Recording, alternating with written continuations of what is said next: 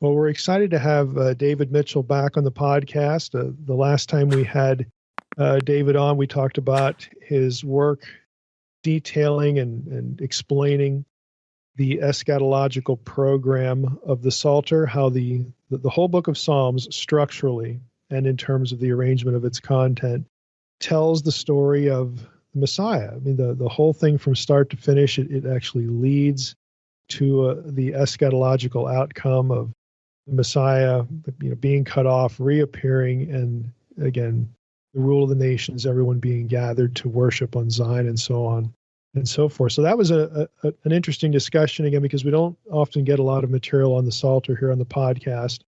But this one, I think people are going to find even more fascinating, because this is an area of scholarship that is, this is going to sound like an oxymoron, deeply neglected. When I first came across the material we're going to talk about today, I just had another one of those moments of, why in the world have I never heard this before, all the way up through doctoral work. And so we're going to talk about the Josephite Messiah, Messiah ben Joseph, Messiah, the son of Joseph. And so, David, before I give people the little bit of the information about where they can get the book, I'd like you, as you did before, to introduce yourself. Tell our audience who David Mitchell is. Hello, everybody. It's a pleasure to be here. My name's David Mitchell. I am Scottish.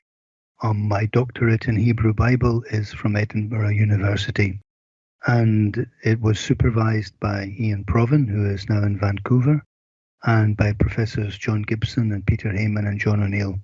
Apart from that, I've got a degree in English Literature and Music and a Master's in Biblical Interpretation from London School of Theology. Yet I do not work as an academic theologian. In fact, for most of my life, I've been a pastoral musician in one way or another, though I was also a school teacher for 8 years. And the reason why is because after I finished studying the Psalms, I asked what I was to do, and it seemed to me the Psalms were telling me, you have to become a director of music. At least that was the role model I saw in the Psalms. It was that or a righteous king, but nobody was asking for a righteous king. So I just went for the director of music. The other funny thing is that wherever I went, everywhere I went, people always said, oh, will you lead music in our church? Will you lead music in our church? Mm-hmm. So these were the doors that opened. So for the last 15 years, I've been director of music at Holy Trinity Brussels, which is the Anglican Cathedral of the Diocese of Europe. In non-COVID times, I'm pretty busy there with singers and orchestras and instruments and recordings. I have the great joy of leading big choral orchestral events like the Bach Passions and Handel's Messiah and classical masses and big carol services. But in these COVID times, it's all been a bit more reduced, but I hope it's going to open up again maybe this autumn. Well, like I said, we are excited to have you back on, and our focus today is something that, again, I recommend that our listeners go up and purchase this book. You can get it on Amazon, Messiah ben Joseph. This it was self-published by David, but all of the elements, the nuts and bolts of what he's arguing for have been long published in scholarly journals. And so this is an effort to sort of collect all of the data he has on the subject of this thing we call the Josephite Messiah, the Messiah, son of Joseph, and put it into book form that is going to be in some way digestible to the serious student without having to have access to academic journals and whatnot. So this is it's a thick book. There's a lot of information here, and I'm just going to lead with something that I mentioned a few moments ago. Up until the last few years, I don't know, 2, 3, maybe 4 years ago, I had not heard of this. I'm not Jewish, so it's not part of my heritage, but to read the first chapter or so of your book, it wouldn't have helped me anyway, because it seems like so few people know that there's this thread in the Hebrew Bible about a Messiah figure from Joseph, not from David, but from Joseph. And of course, if they don't see that, they're never going to see the textual discussion around that in later periods, and then how that sort of relates to the Davidic figure that we are all familiar with in the New Testament. So this was really new turf. And, I hadn't heard of it, but the more I read of it, I thought, wow, why, how did we all miss this? And that question became transformed into why, have we missed this? In other words, why does this get overlooked? Is it just an accident, or is it deliberate or intentional? We can get into some of that, but for the sake of getting into our discussion, what are we talking about here, David? What is this Messiah ben Joseph? So let's just start with the simplest question. Right. Well, in rabbinic literature, there is a figure called Messiah ben Yosef, or Joseph. Mm-hmm. And this Messiah ben Yosef comes from Galilee to die, pierced through by ruthless foes at the gate of Jerusalem. When he dies, Israel are scattered amidst the nations, but his death confounds Satan, it atones for sin, it abolishes death itself, and then Messiah ben Yosef is raised to life again. Now, when I say in rabbinic literature... that sounds suspiciously familiar. Yeah, it does. But when I say in rabbinic literature, we are not talking about one or two texts. He appears in scores of texts, in hundreds and hundreds of references. He is a standard and important part of Jewish belief. That's just crazy.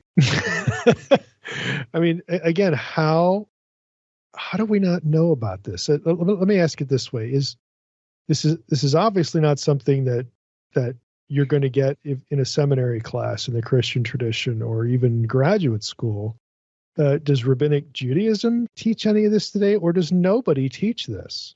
I mean, and of course the subtext is why. Yeah. Well, it's something Judaism has always taught. It's Messiah ben Yosef is in the Targums and the Talmud and in scores of texts from the early first millennium, and he has been taught ever since. You will find hundreds of Jewish websites that refer to Messiah ben Yosef. In fact, there is more interest in him than ever before. But it's fair to say that the rabbis always liked to keep Messiah ben Yosef on a strictly need-to-know basis. Mm-hmm. There was something they preferred Christians not to know about. There's this great bit in the Barcelona Disputation where the Dominicans are facing up to Ramban, Moshe ben Nachman, and they say to him, they're trying to demonstrate from the scriptures that the Messiah must die. And Ramban senses that they're not aware of Messiah ben Yosef, and he stands up and says, I swear to you that nowhere in Jewish literature, not in the Targums, not in the Talmud, not in the Midrashim, does Messiah ben David die. Which, of course, was totally true.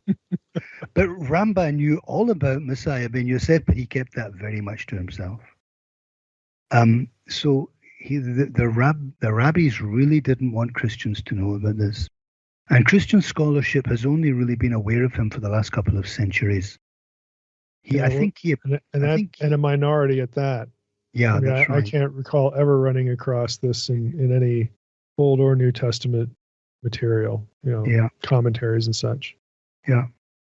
Do you think? I mean, it's sort of on the Jewish side, like you said. There's this kind of obvious reason. Let's not let the Christians hear about this because this is going to sound suspiciously familiar, and then they're going to really have us. Yeah. Why is it on the Christian side that you don't hear about this? Is it just a sort of a general? It's going to sound like a harsh word, but I don't mean it to be harsh. But is it just a general ignorance of the material, or have maybe in graduate school do we intentionally get steered away from it, or it's not even on the radar? What do you think? I mean, why on the Christian side do we not talk about this? When I first found out about Messiah ben Yosef, I was studying the Psalms, and I was pondering all these references to Joseph in the Psalms. And then I came across Messiah ben Yosef in two places. I first picked up a copy of the Book of Doctrines and Beliefs by Saadia Gaon, 10th century rabbi. And he was speaking about Messiah ben Yosef, and I thought, wow, okay. this Messiah has to come, Messiah from Joseph has to come and die. And then I found it again in Edersheim's book, The Life and Times of Jesus the Messiah. But Edersheim believed this was a late idea. It developed in the 3rd century or so of the Christian period. And the more I looked around, I found everybody who knew about this was saying it developed after the Christian period.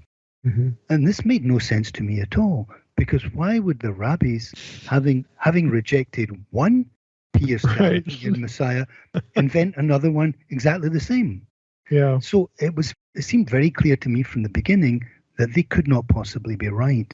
So I looked into it and read up on it as much as I could. Now, my PhD was in another subject, so I was doing this in between things, and it's something it took me 25 years, 20 years to bring together as a book. But I finally found one or two people who did share the same view, and the more I looked into it, it was crystal clear that the figure was actually in the Bible. So that is, does that answer the question? No, I've forgotten the question, I think. But well, I mean, basically, what are the barriers here? And it really, in the Christian world, now the answer is you. Okay, the answer is David Mitchell. But who is going to be the person who spends time in the relevant material to direct our attention toward it? And there hasn't been an answer to that. I've tried to do that. I mean, there's one or two texts I haven't covered of the later texts, from the Renaissance period on. You can't do everything in one book. And there is one text in particular, 18th century book, Kol HaTor, which is all about Messiah ben Yosef, 300 and more references to him the whole way through the book. I guess that would need another chapter altogether. I actually just published a little revision of Messiah ben Yosef, which adds about 5 or 6 pages, which is a little bit about a certain tradition which seems to regard Messiah ben Yosef as Metatron, which is a very interesting idea. That is the angel of the presence. And I've also put an index at the back of all the Messiah ben Yosef texts I'm aware of. So yes, I haven't covered everything, but all the early material right up to the Renaissance period is covered in quite a lot of detail. Let's go to the early material. Let's just start with the Torah, or the Hebrew Bible, if you want to widen it. That's the early material. Right. So trace this idea for us in the Torah. Let's just start with the Torah. So where do we run into this figure? Right. Well, the first reference to a Messiah and Joseph is in Genesis 49:24. And there Jacob is speaking to Joseph, and he says, there is one is going to arise who will be a shepherd rock sent from Shaddai. So this is a hero who will be sent directly from Shaddai, and he is promised to Joseph, not to Judah. We have the promise to Judah in Genesis 49:10. This is 49, 22, and 24. Right around 22 through to 24, yeah. Okay. And from thence will come a shepherd, a rock of Israel. And this rock is a very important figure, because Ramban says that this is the same rock that followed Israel through the desert. Isn't that interesting? It's anyway. Then if we go on to and then there's what Paul does with that. Yeah, exactly. Ramban doesn't put it quite that way, but I think that's his implication. If you read his comments at Deuteronomy 32 verse 4. And then later on, Moses in Deuteronomy 33:17, Moses says that the one promised to Joseph is going to be he's going to be like a second Joshua. And he will be sacrificed like a firstborn ox. That's a domestic ox. A firstborn ox, which is born to sacrifice, born condemned to die. Right, that's its destiny. But then afterwards he will become like a wild aurochs. Now the aurochs was a great ferocious wild ox, 3 meters high to the top of its horns, and it had no place in Israel's sacrificial system. It was free, and nobody meddled with the aurochs. He was a king. So this one who's going to be sacrificed like a shore, a domestic ox, a firstborn domestic ox, will rise to triumph like an aurochs. And that these two passages in Genesis and Deuteronomy make it pretty clear that just as Joshua was the son of Joseph, so the Messiah promised to Joseph will be a greater Joshua, and he will die and rise again in triumph. So you have, right from the earliest material, the Torah, you have sort of a twin.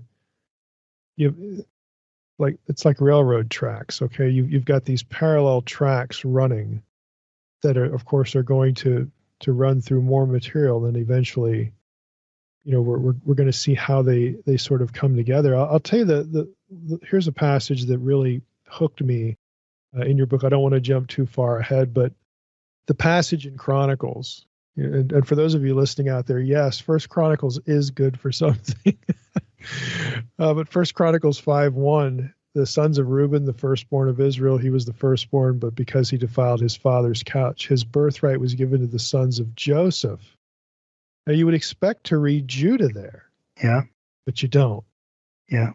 It's Joseph, which really, again, I got that from your book, and I went and looked it up, and it's like, wow, that's not what I would expect to read there because of other things in the Torah that I was more aware of. Yeah. But there it is. Yeah. The Ephraimites, the tribes of Joseph, are one of the great forgotten realities of the Old Testament. They were the head of Israel throughout most of the period from the time of Moses to the time they were exiled in Assyria. And they had their own messianic beliefs, just like the Judahites had theirs. And the tribes of Joseph believed that God had promised a Messiah to them. Messiah ben Yosef. The Jews believed in a second David. The Ephraimites believed in a second Joshua. Well, isn't it interesting too? When you get like Joseph's dream, the 12, with the astral imagery there of everybody bowing down, the sheaves and the stars, and worshiping Joseph, and we tend to sort of restrict the meaning of that to the scene where Joseph reveals himself to his brothers, and the tables have finally turned.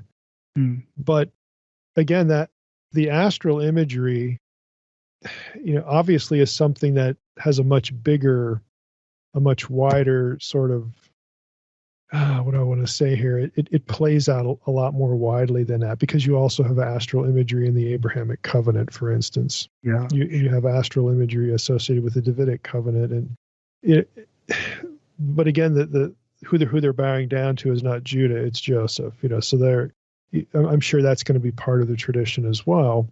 Yeah, but I can see that. These are things that are easy to read over, but then when you see them, it's like, wow, I've never seen that before, and there it is in the text. So what did readers of the Torah do with that? Does this get developed at all in the Hebrew Bible, the rest of the Hebrew Bible? So let's move beyond the Torah and say, or just ask this question: what are some other places in the Tanakh that pick up these threads, this Joseph thread? Wow. Yeah, I propose that he's referred to throughout the Old Testament. I think there are allusions to him when Obadiah and Jeremiah and Ezekiel speak of the future resurgence of the tribes of Joseph. It gets a bit clearer in Habakkuk. He speaks about Joshua, and he calls him the Messiah of the Lord, because he talks about the Messiah of the Lord who made the sun stand still. That can only be Joshua. And then he's looking for a second Joshua still to appear, to do it the same thing again. And then we go turn to Micah, and we find he speaks of a ruler to be born in Bethlehem. And this ruler is called a brother of the Josephites, not of the Judahites. And we have to remember that Bethlehem was Rachel's town long before it was David's town. And Rachel prayed to have another son to succeed Joseph. And she had another son in Bethlehem. Benjamin, in some ways, points to the Joseph Messiah, because he is the son who will come after Joseph. But anyway, Bethlehem has this association with Rachel and the tribes of Joseph. So Micah's ruler is to come from Bethlehem. And this ruler will restore the former dominion to Israel. That is Joseph's dominion. And the authority of the house of David will devolve onto this figure of whom Micah says is coming. Well, that's interesting because Benjamin is sort of absorbed within Judah. In just a sense, in terms of the tribe, the tribe right. itself. Yeah. So there you have either a mutual association, or I'll use the word absorption, or something like that going on here. Well, Benjamin is always kind of borderline, aren't they? Sometimes they're looking north, sometimes they're looking south, but they survive because, the time of the exile, they survive because they're attached to Judah. At least the ones who live in Judah survive. Mm-hmm. Yeah. And then, of course, we go into Isaiah in the famous passage. He speaks of a royal figure who will endure suffering and death as an atonement for many and then triumph. But what many do not realize is that this figure is robed in Josephite imagery. He is in particular, he is a fruitful vine springing from dry ground. And that is language that we find applied to Joseph in Genesis 49. Mm-hmm. Mm-hmm. And then Zechariah combines what all the other earlier prophets said, and he speaks of a coming king who shares characteristics both of the house of David and of the house of Joseph, and who endures suffering and death like a second Joseph. And yet Zechariah calls him a firstborn. And that is a very Josephite term. Ever since we started in Deuteronomy 33:17, where the Messiah is a firstborn ox, mm-hmm. Firstborn is a very important term to the Josephites. You remember, as you said, Reuben lost the primogeniture. Mm-hmm. It came to Joseph. Joseph was the firstborn. It wasn't Judah who was the firstborn. Judah was never the firstborn. He was the fourthborn. But Joseph was the firstborn of Rachel and the adopted firstborn of Isaac, of Jacob. So yes, when Zechariah calls the Messiah firstborn, this is language that points to the Messiah ben Yosef. Mm-hmm. And firstborn, of course, is it's positional preeminence. So to be named, to displace Reuben there in that First Chronicles 5 reference, because you think when you're going back in your mind, what happens with the tribes, we're always thinking Judah. Yeah. But then when it actually gets described by the chronicler, it's Joseph, which again, I was so struck by that the first time I saw that, because it's one of those things as you're reading, you mentally fill in the term Judah right there before you get it. And wait a minute, that's not the one that's there. Yeah. It really jumped out at me. It was very, very intriguing. So this, again, that was a broad, sweeping, very surface level, overview. And again, if you get the book Messiah ben Joseph, all of this is going to be fleshed out in a lot of detail. But let's move a little bit now to, okay, we've got the Old Testament sort of sketch of the rise of Joseph, the preeminence of Joseph. You've got already an association between Joseph via, Benjamin, and with Judah there, just in the way the tribes, the tribal system works out, and so on and so forth. And we take that, we go into now the Second Temple period. There's got to be people noticing this. So what's the evidence in Second Temple literature? Let's just we'll pick the most obvious, the one that everybody's heard of, the Dead Sea Scrolls. Okay, do the Dead Sea Scrolls pick up on this? Yeah, there's two texts in particular. One is 4Q Testimonia, and that's a text dating from before 100 BC.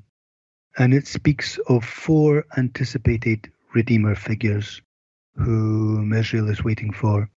And one is a prophet like Moses, one is a king, one is a priest, and one is a second Joshua. Right, there's your Joseph figure. So there's the Joseph figure there. Of course, Joshua, if my hearers don't know, Joshua, of course, was a prince from Joseph's line. Another text is the Joseph Apocryphon, which is numbered 4Q372, and that dates from before 200 BC. And it presents a figure who is actually called Joseph. And like Zechariah's pierced king, he is suffering in the context of a future attack on Jerusalem. He appears to be dying, and in his death throes, he cries out to God, whom he calls his Father, and he cries out in Psalms that God would deliver him, and he predicts that he will rise again in glory. This is 200 BC, this Joseph figure dying in an attack on Jerusalem, predicting he will rise again. And that's just what we see in Zechariah. But they see Zechariah's king as Joseph. The person who wrote this sees Zechariah's king as Joseph. Mm. And there are others, but I think these are the main ones. These are the clearest ones. But there are one or two other allusions in the Dead Sea Scrolls which could allude to the Joseph Messiah. You know, for the sake of the audience here, I hope you're picking up on. Let me just describe it. You know, because you can hear Josephite Messiah and you think, well, this must be competition to the Davidic Messiah, or now we're supposed to believe in two Messiahs, or look at what you already know about in the Hebrew Bible. You have titles like servant, okay, Messiah. You have figures. You have a new Moses, you have a new Joshua, you have a new David.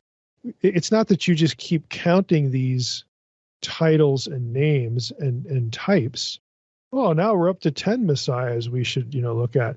This text that David just mentioned is really interesting because they're looking at the data points, and they're talking about, in this case, 4 different data points that have something to do with a deliverer figure.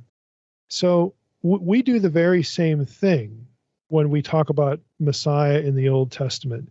We talk about some of these, the root, the branch, the servant, Mashiach. And then we talk about the new Moses, the new David, the new Joseph. You get in the New Testament and Jesus is the better Elijah, the better Elisha. All of these things work together. They again, it's a matrix of ideas. It's not that, now we're up to 10 Messiahs now. No, that isn't the point. The point is that there's this other tradition that gets missed. And when you miss it, you miss, again, the way Jews are talking about a dying Messiah, a dying, and rising Messiah figure. This thing that's not supposed to be in the Old Testament, according to academia. So, here we are again. But other than the Dead Sea Scrolls, what else do we have going on here in the Second Temple period? Are there any other texts outside of the Qumran material? Yes, of course, there's all the pseudepigraphic texts.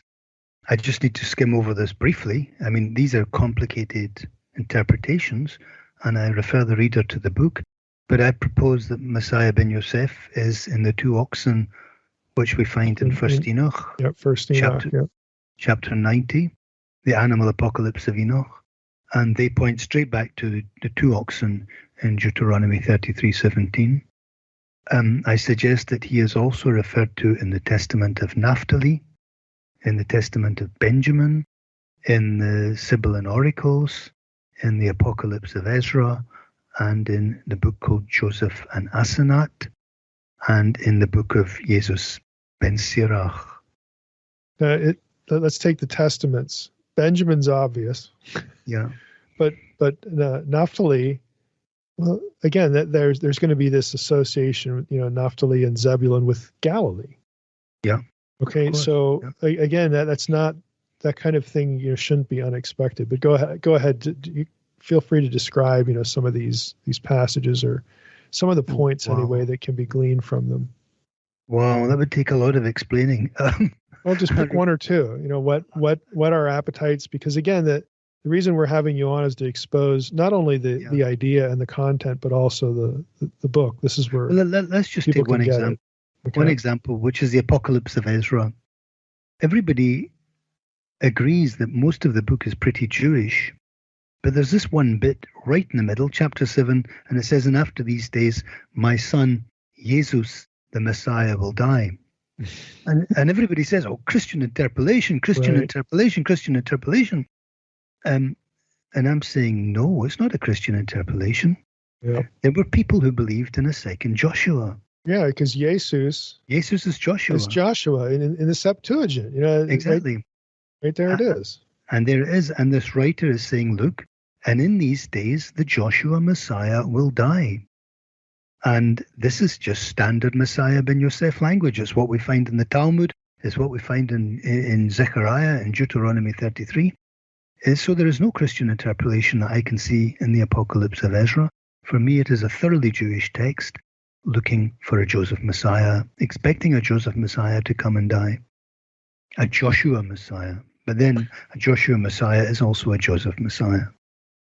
Well, let's go back to the first Enoch 90 passage, because we've talked about Enoch in a number of other episodes on this podcast. And so we haven't done anything specifically with the animal apocalypse, but if you can describe what that extended allegory is, what it's trying to accomplish, and then say a little bit more about the passage that deals with the shore and the rain.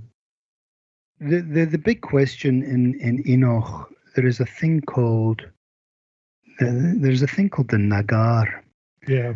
And there's a lot of discussion about who the Nagar was, but Dillman in 1853 proposed, and the argument is complicated. You really do need to read it in detail. But Dillman proposed that the Nagar is the aurochs, the wild ox, and it made perfect sense. The derivation of the word into Ethiopic from Aramaic. This matters for Enoch because we have, the book is preserved in Ethiopic as well. The only complete preserved text is in Ethiopic.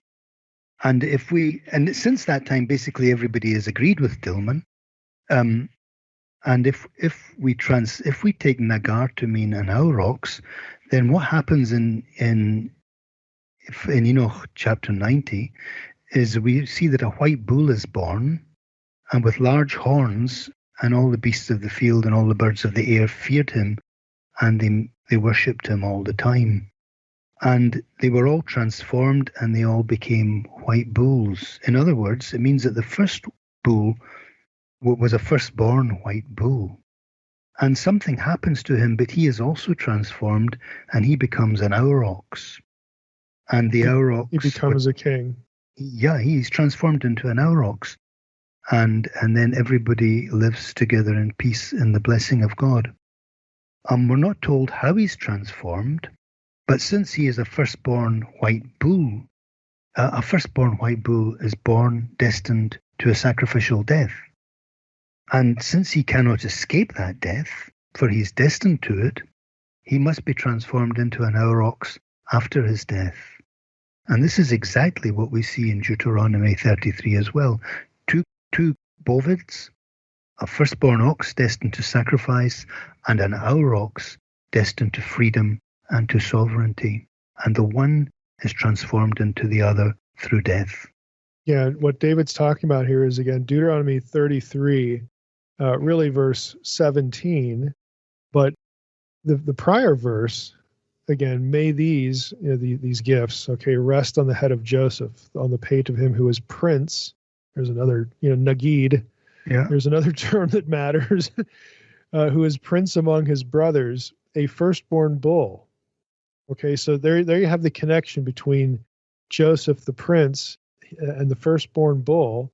He has majesty. I'm reading from ESV, and his horns are the horns of a wild ox. There's the second, figure there. So Enoch, or first Enoch 90, picks up on this passage and describes what David just described, this transformation of a firstborn animal. And the whole animal apocalypse is major figures of the Old Testament storyline. The story gets retold, but the characters are now animals. That's why it's called the animal apocalypse.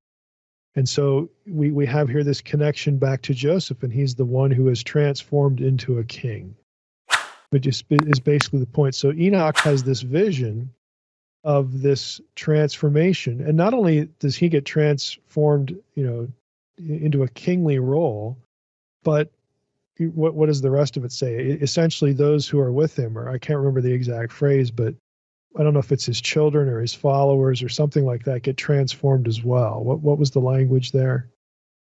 All the other animals, these are the nations. Yeah, there you go. They're transformed into white bulls as well.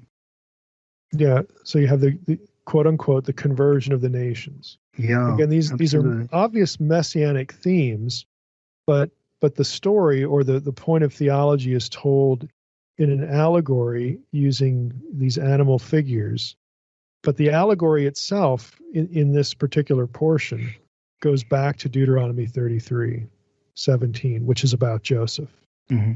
That's So right. this is what David's arguing for in this particular, Enoch instance, that you have a pseudepigraphical text that tells the same kind of story. It follows the thread that some of these other texts that he's mentioned follow as well. Can you mention any other examples? Anything that's sort of easy, I guess, maybe digestible for the podcast? Wow. Time. Okay. Well, the one of the clearest ones is the Testament of Benjamin. Or well, yeah, but that's kind of a long one. Let's jump to the Cibyl and Oracles.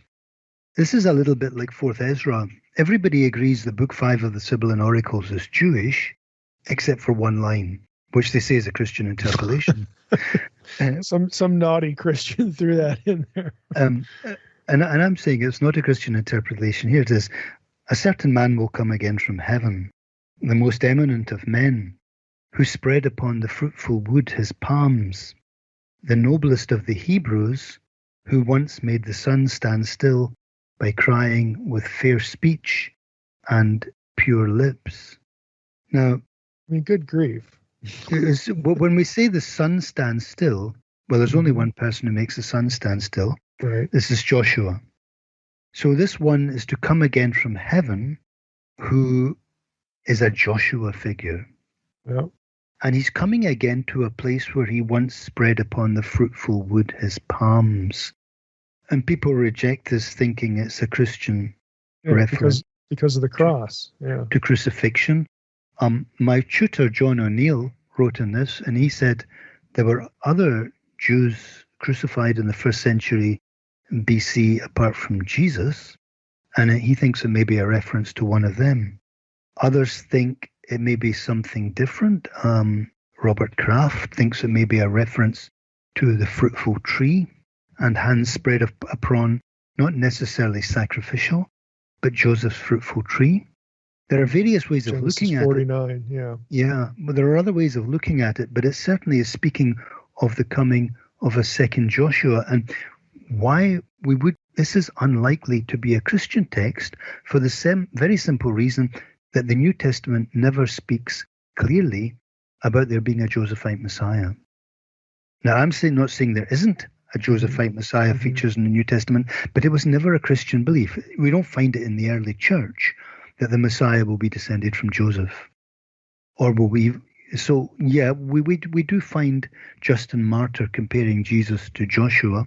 This is linked. Anyway, this is just one more of the texts so we could call upon. It certainly is speaking of a Joshua figure who's going to come back, is what it says. I mean, the Joshua, I'm trying to remember what year this is, but there's a whole book now in the Morse Seebeck series, I think it's WUNT, that talks about Joshua typology for Jesus.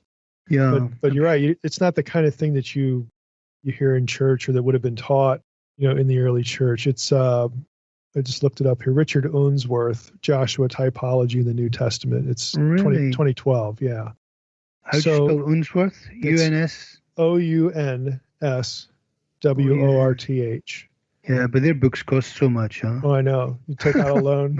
You pay £80 just for the give me an address. PDF, I'll send you one. I'll send you one if you're really. I'm not joshing you here. Pun intended there. But no, I'll send you one because this would be good for your research as well. But my point is that there's a lot more done now relating or looking at the New Testament and seeing Jesus as the new or better Joshua. So even though you don't find that kind of discourse in the early church, it doesn't mean it's not there. It just means either A, they weren't looking for it, or maybe they didn't have access to materials like Second Temple texts that are looking for it, and then they essentially don't have anyone to lead them down that trail. So there could be any number of reasons for that.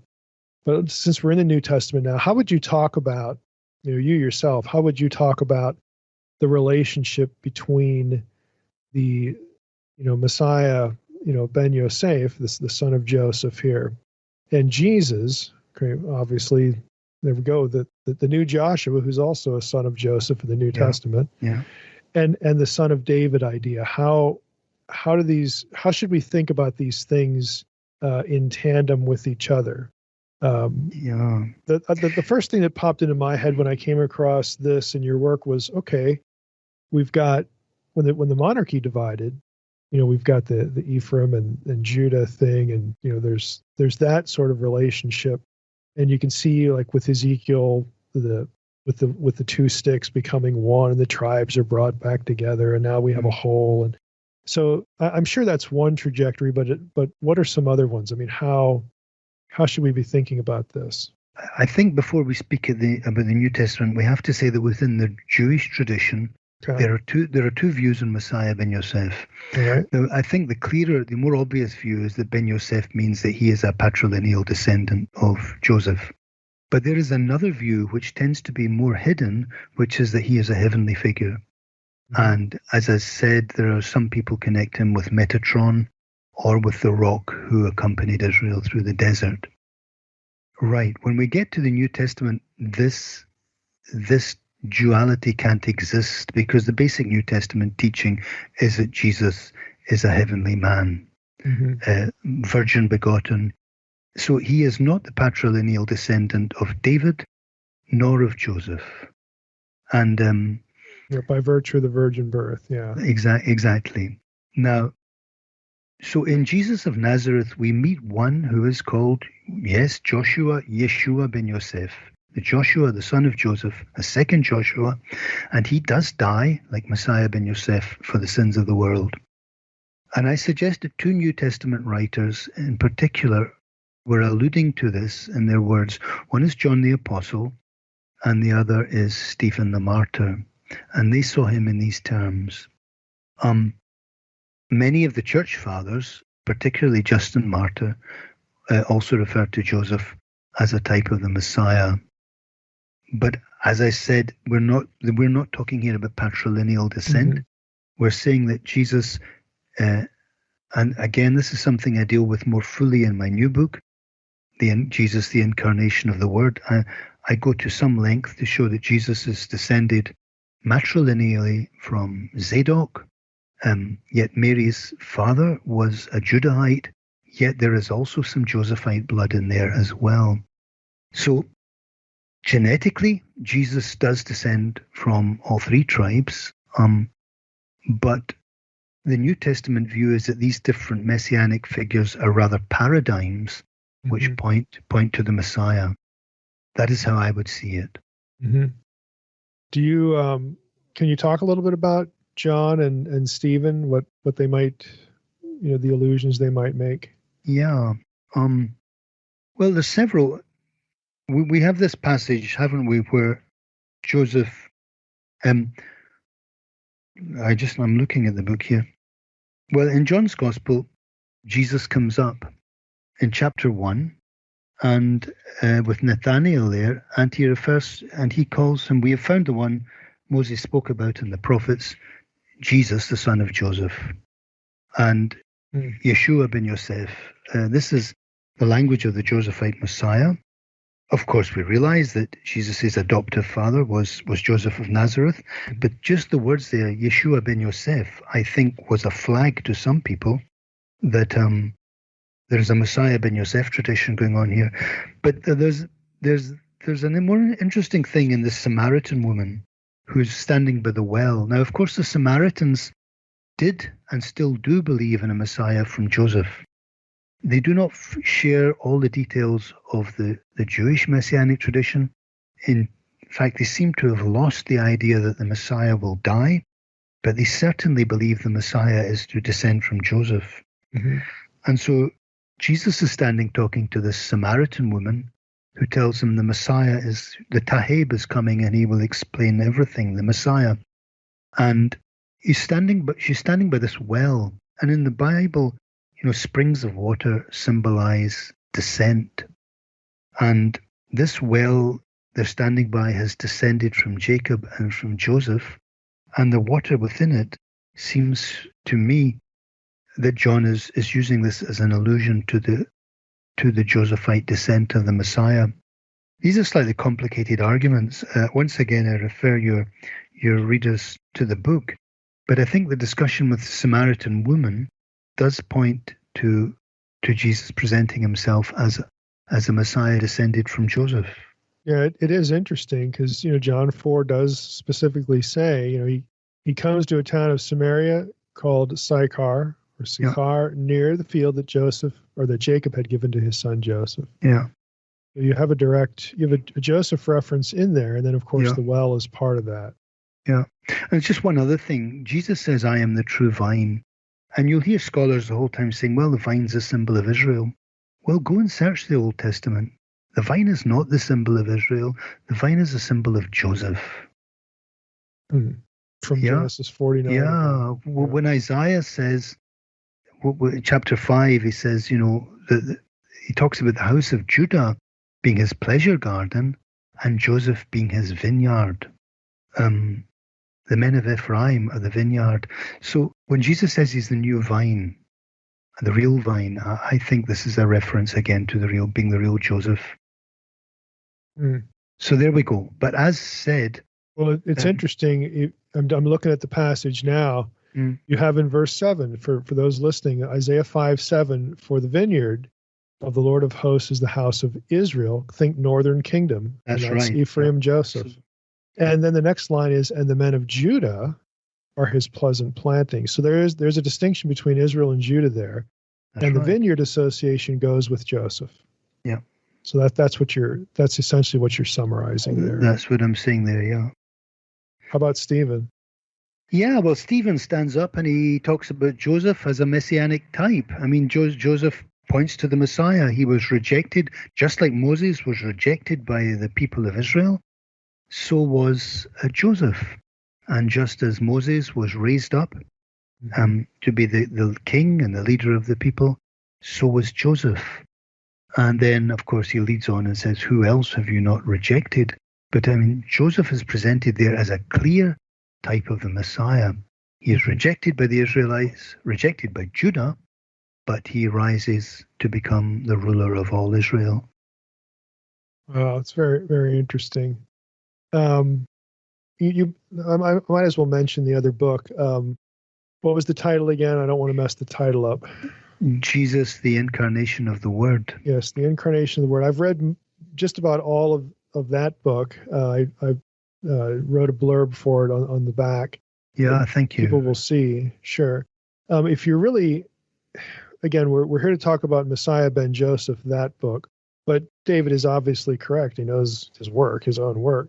There's going to be material in that book as well that is going to contribute to the discussion of the messianic lineages and whatnot. And I'll just throw this out. If you're interested in, I want to say God forbid, if you're interested in genealogy, it's one of these really obscure topics within biblical studies. But this latest book is a book that I haven't found anything as interesting or helpful when it comes to sorting out the genealogical lines of Jesus and Mary as this one. So this is definitely another resource for this audience. Yeah. To grab and take it. There's a lot of fascinating stuff in it. You'll also find a lot of interesting stuff about Melchizedek and Psalm 110. So if you're interested in these issues.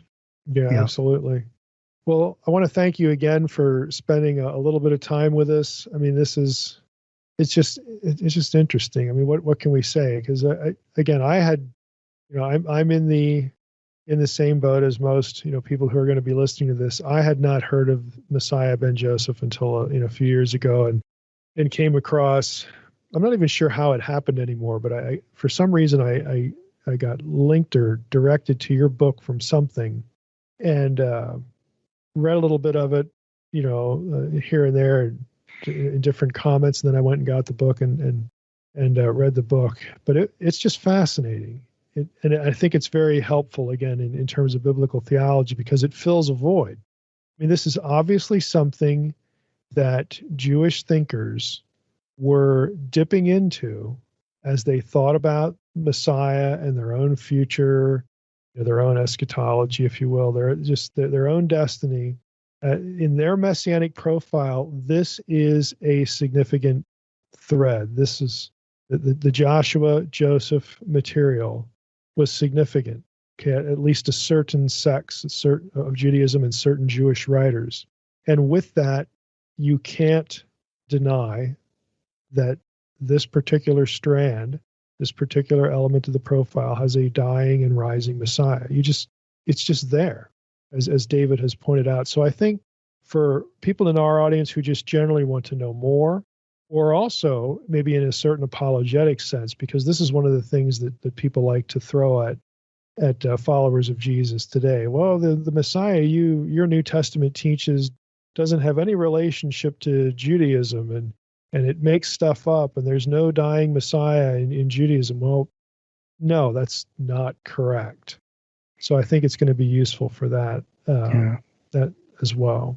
So just thanks again for spending some time with us and for sharing your research. Thank you, Michael. It's been a great honor to be here. Yeah, well, we're blessed to have somebody out there like you laboring in. Let's be honest. I mean, some of this material is pretty obscure, but it's also really significant. So just to have somebody who's spent the time and is trying to deliver it to as wide an audience as possible, as technical as the discussions can be, I think you're making a real effort there. And so I know our audience will appreciate that. So before we wrap up, where can people go to find more information about you, maybe some additional things about your work? Yeah. Well, go to my website. That's brightmorningstar.org. And if you go to the publications tab, you go to the Messiah ben Yosef page, you can read chapter 2, which gives you a lot of the discussion of the passages in Genesis and Deuteronomy. You can read, you'll find some of my academic papers there that were the research that underlay this book. About 50% of the book, I suppose, was published as academic papers, but the book contains quite a lot more. But you'll get a lot of idea from the academic papers. If you flick through to that scholarly articles page, you'll be able to read a lot of the stuff there. So there's plenty there to get you started. You might like to get the book. It's not that expensive. Right. It's not like more in Cibyl, huh? No, it's not. No, like payment plans necessary. No. Yeah, just go to Amazon.com, and we'll put links to your books and your website on the episode page. So yeah, this is great. Thanks a lot. Thank you so much. All right, Mike, real quick, wrap up again what we talked about in layman's terms. Sure. Yeah, there's a thread in the Hebrew Bible that talks about the preeminence of the tribe of Joseph. Joshua is from the line of Joseph, and so you have this Joshua-Joseph thing going on here that speaks of this person in a couple passages in rulership, or, dare I say, messianic terms. And this, these data points get picked up in Judaism. Okay, as David said in the episode, when you get into Jewish literature like the Talmud and rabbinic discourse, in other forms, and of course Second Temple material, Dead Sea Scrolls and whatnot, you will find talk of a Messiah, son of Joseph, this new Joshua, new Joseph figure. And what's important about that is it's not just a curiosity, because there are some pretty clear text and there's clear discussion within the Jewish rabbinic community that the Messiah, son of Joseph, was supposed to die and even rise again. So again, this is not something that I heard going through grad school and seminary. It's not something you ever hear in church. It was nice to hear David reference a few church fathers like Justin Martyr get into this material. So it, among, or at least alongside these other Jewish texts.